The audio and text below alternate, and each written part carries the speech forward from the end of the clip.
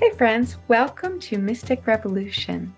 Susana and I are excited to share yet another episode with you about mastering our energy.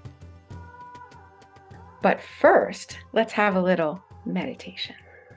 So when you're ready, you can close your eyes and settle in where you are and trust the chair. Just let your body relax and let the chair do the work. Good. And then invite yourself to breathe a little bit more. Good. And now notice the weight in the chair, and the gravity is pulling us all the way through the floor and through the rocks and the lava, all the way to the center of the earth. And we're really being pulled in, hugged into the earth. Notice your oneness, your body oneness with this physical reality. Notice the actual energetic connection between your lower body and the heart of the earth. And let's get ready for our talking part by just like standing your hands. Let go of today. Let go of the things that distract you and just be here now. Breathing, feeling your skin, resting your body. Good. Let yourself take another breath. And when you're ready, you can start to come back to consciousness, everyday consciousness, if you'd like to. Otherwise, stay where you are, and we're going to start our conversation. So today, I'm really excited to talk to Susana about the great work, which fits so beautifully in our focus, which is mastering our energy. So, hey, Susana. Hi. Yeah, this is really one of my favorite topics. And the great work refers to the alchemical process of, well, sort of two tiers to this, of turning base metal into gold, and a human being connecting or becoming one with the divine, or enlightened, if you will. And I've noticed that the word alchemy and alchemize is thrown around a lot today by healers and psychics. And it really goes back to a pretty ancient process that is often presented in 4 stages. And there's a lot I can say about this alchemical process and the parts and pieces of it and its origins. Just look up the great work, Magnum Opus, and you'll find lots and lots of information. But if you're interested in or involved in mysticism, you've probably heard of this. If you're interested in sort of esoteric practices or texts, this really gets down to it. And so the process, which Wendy and I are talking about, which is mastering your energy, really maps to this and has the same ultimate goal, right? That we understand our connection with the divine, we embody our connection with the divine as much as we can. Now, obviously, there isn't a space and place or an idealized version that we know as enlightenment. And certainly I'm not saying Wendy and I are in that stage by any stretch, but I think what we do understand is that every person has had moments of enlightenment. Yes. Right? Enlightenment about something. And whether we realize it or not, we often go through a process to get there. And so this alchemical process, again, sort of breaks it out into 4 stages. The first stage is called Nigredo. And when you think of an alchemist and sort of, their little crucibles and sort of stirring things and burning things, right? Mm-hmm. This is the stage of just sort of burning it all down, taking it all down Nigredo is the blackening, taking it into the darkness. I liken it to going into the shadow, facing your shadows head on, and it's not comfortable.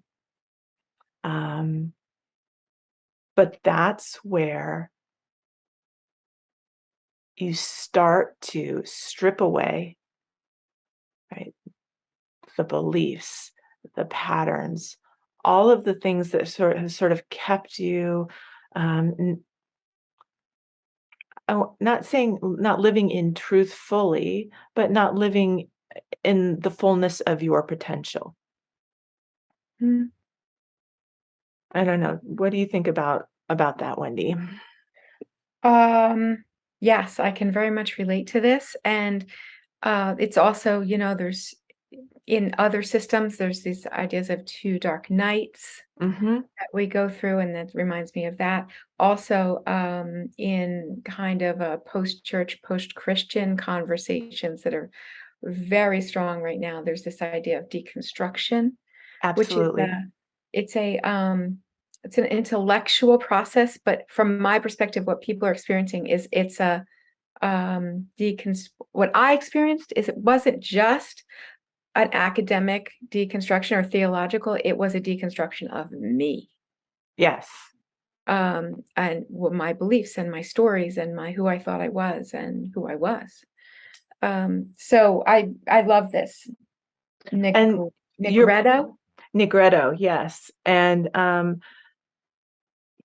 your point about a deconstruction of me, this is purely a process for self. One's own process of self-actualization, of going through the darkening, the purification, the Mhm. enlivening, and then the blossoming, is something that we can only do ourselves. Certainly we get help from and influence from, but it's a very distinct path. So in And this, it's like, oh, oh, go sorry. ahead. It's No, go like the ahead. phoenix. It's like the phoenix comes to its oldness. I'm not so grown up in this, but it comes to its oldness, and then it deconstructs to It, nothing, to a pile of ash or something. yeah. And then it rises again. And what's interesting is that the phoenix, right? The phoenix is associated with the fourth phase, Rubedo. In Oh, Nigredo, there are birds that there are different birds that are associated with these. So in Nigredo, we've got like the crow or the raven, yay. Beautiful. And That's right, really beautiful to when know. we think of ravens, um, I'm just going to use an example of like, roadkill. Yes. Ravens will go in and they'll pick off the parts and they'll carry them away, right? Yeah. That's part of this first stage. And that's what happens when we allow ourselves to go deep down in. Yes, it is. It really is. Yeah. This is so Mhm. relatable. And I think there's enormous amounts of people going through this right now. Yeah. And from my perspective of the soul journey, we individually go through, nobody can do it for us. We go out for ourselves, however fast or slow, and big swaths of our society go through them as needed. And so if you're listening, what you might notice your certain social movements or um, the basic consciousness of our society is related to this as well. I think we together we go through big swaths. Absolutely. I think so too. And, you know, it's not like it's just one pass through the whole process, right? It's continual. And so you spoke to the phoenix burning down and then rising up again, and then the phoenix and is in its full fruition, and then again. And that's the process that we continually go through. as we evolve our consciousness. Yes. I think it's Yeah. very helpful to understand that it's not just once. Yeah. It's an ongoing. And I'll pull in the Christian pictures, which is there's the big deaths and resurrections, like Jesus showed us, but also there's this dying daily, this letting go daily of who we were or what used to bother us or whatever, and allowing a whole new way of seeing the world. Right. Right. Awesome. And so in ancient alchemy, right, the idea, so you may have heard the phrase philosopher's stone, Yeah, which is pursuit of this sort of mystical ingredient that allows for turning base metal into gold. it's a catalyst. Yeah. Okay. And so in this first phase, it's like getting down, right, burning all the things down to just the core pure essence of the element, the pure essence of you. And so then the next phase actually then becomes the purification process, sort of Uh-huh. washing away the darkness, washing away the ashes, and allowing sort of that pure essence of you to have some space, to have some breathing space, like And this kind is of called, the second one is called, um albedo, Albedo. is that like Latin or something? Yeah. Uh, Okay. and actually, I mean, in this episode, we can put some links in to help people understand. That might be good. But in this phase, it's like the washing away, and this is where I think of in the work that we do, like releasing. We're releasing the old, and coming into present time and Mhm. allowing the pure essence of who we are to be more in center stage, come more into the picture. And I think when we were talking earlier, you mentioned something about how it's important to know that this isn't like you're not done here. Right? This isn't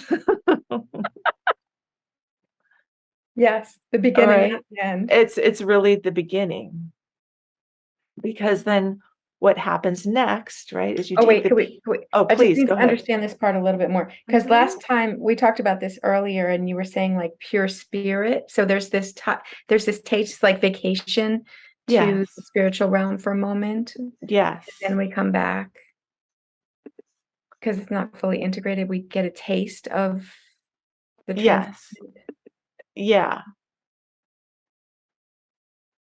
And so in that, I mean, I think of like working with our clients and this idea of like, having an epiphany, like a pure epiphany about a pure thought about the truth of who they are. I mean, um, and the allowing of like a new future, new possibilities that Mhm. may have not been visible or understood when um, you know burdened under the cloak of all of that um, other stuff, Right. right? So, And a new it's possibility is born, yeah, but and it has to grow. it has to grow, and it's like that state where like the shadows and the projections, like they you understand why they were there, Yeah. and in that understanding it allows you to move forward, and you can remove them from, in that you remove them from your mind, your body, your psyche. Awesome. Another word for it might be awakening. The beginning of awakening. Yeah. Yeah. Yeah. The alarm clock has gone off. Yeah. Like, yeah, the awakening. The sun is starting to come up, or maybe the moon, you're just noticing the moon is there. It's not full on, but Right. it's bright and you can't not pay attention to it. Cool. Yeah. Okay. Yeah. Do you want to go on now? Thanks for staying with this because I really wanted to understand it. Oh, absolutely. Yeah. And so then the next stage is called Citrinitas. And this is really, it's known as the yellowing.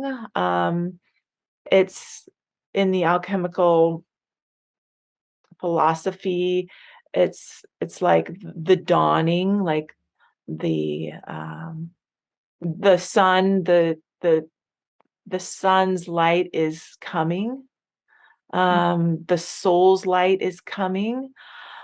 But I also think of it as, in its coming, it it's actualizing in the body, right? So we all know we can be woo in spirit, but this is sort of the intentional integration. That's the way that I think about it.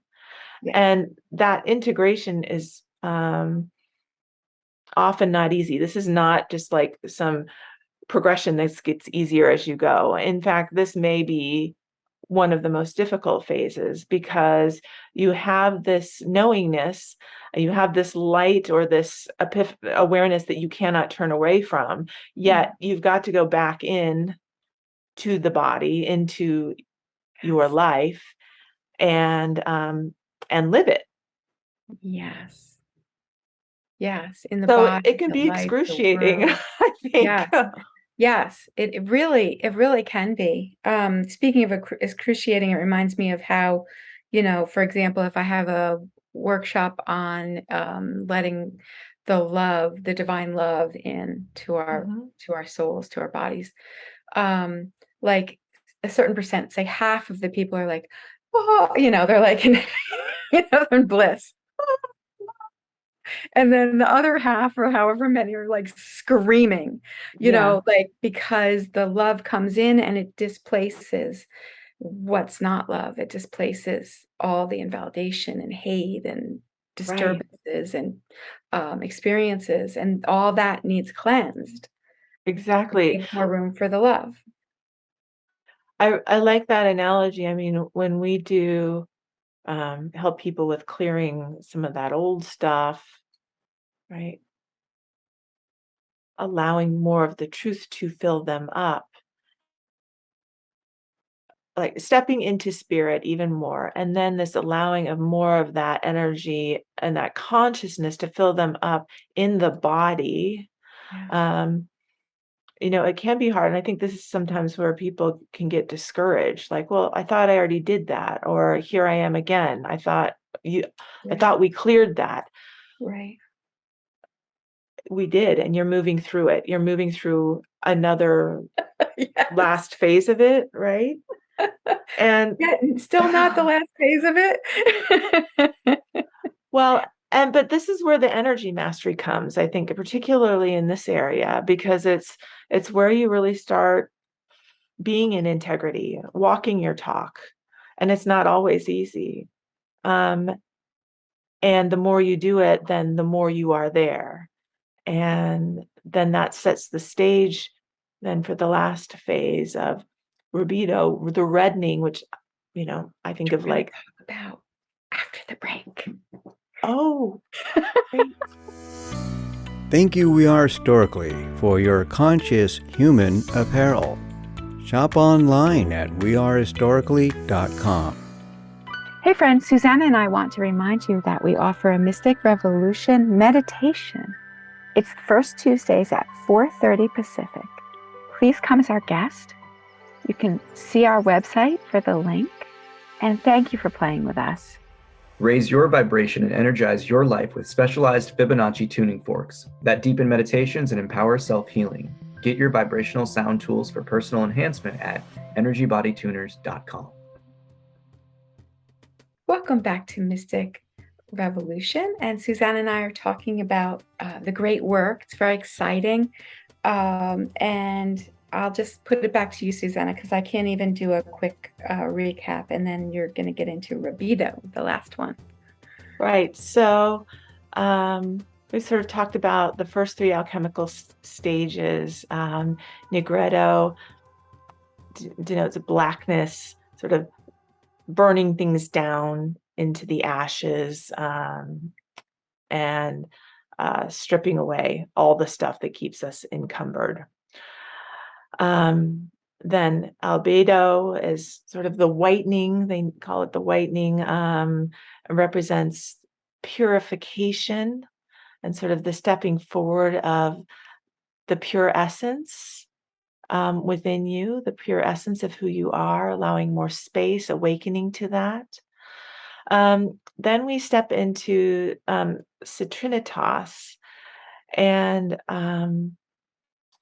it's kind of an extension of the purification. It's sort of the bridge between purification and sort of then the fourth stage, which is Rubedo, which is actualization. But from my mind and the work that Wendy and I do, it's allowing the essence, the spirit, to then step into embodiment, right? Getting out of just the idea and the sensation of that pure spiritual essence and bringing it into the body, bringing it into daily life to make it real. And this is where, this goes back to some of the key principles of mastering your energy, which Wendy covered. Integrity. This is where integrity comes in. Let's just rattle off some of the principles, because really this is where all of that, right, comes to play. Mm-hmm. Are you going to be that? Are you going to practice these things? Because this is where it really gets baked in. Yes. So you in freedom, empowerment, seniority, soul sovereignty, integrity, which is alignment with truth and aligning ourselves, having coherence. Yeah. And amusement. I remember one. What? Amusement was one. Amusement, playfulness, and taking things lightly, and certainty, like actually believing our inner experience, and neutrality, having equanimity and spiritual perspective. So yeah, 7 Yeah, and so when you think of certainty and neutrality, those things are, all of those are important to hold. But as you are really going through this integration, holding your certainty about the process, Yes. right? And being neutral and even amused by some of the things that happen, whether it's, oh, there I go again kind of thing, or, the universe says, oh, you really think you are, letting go of that or overcoming this. Well, let's see. I don't know how many of you have ever had that happen, but often you'll get an enormous dose of that which you were trying to leave or shift. Yes. And I always just try and view it as like, am I going to walk my talk through this?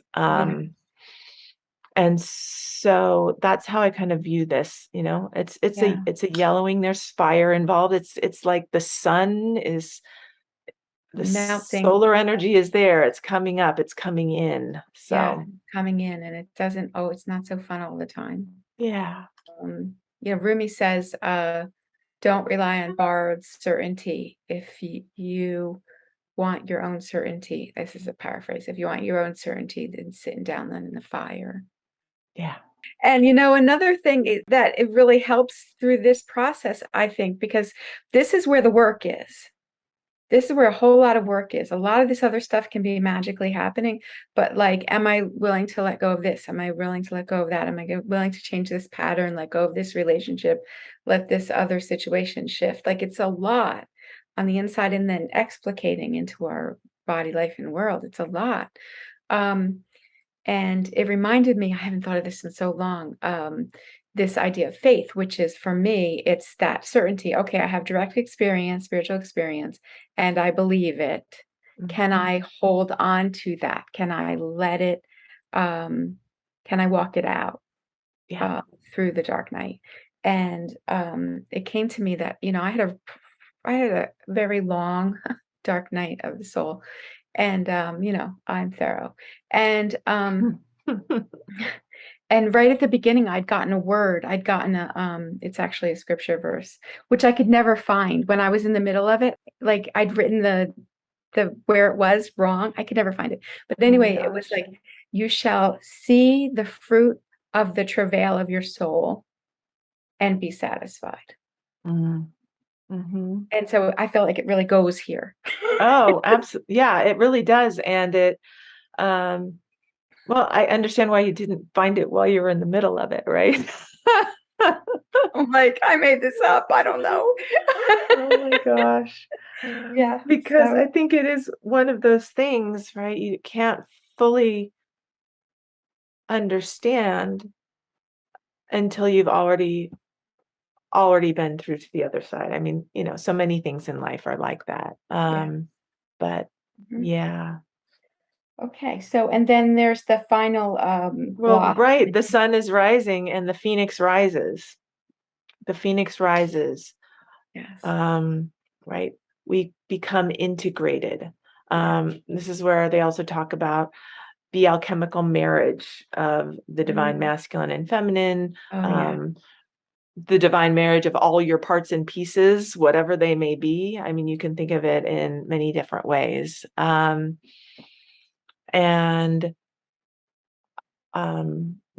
It's the reddening. This is the stage of the reddening. So it's passion, it's lifeblood, it's vitality, it's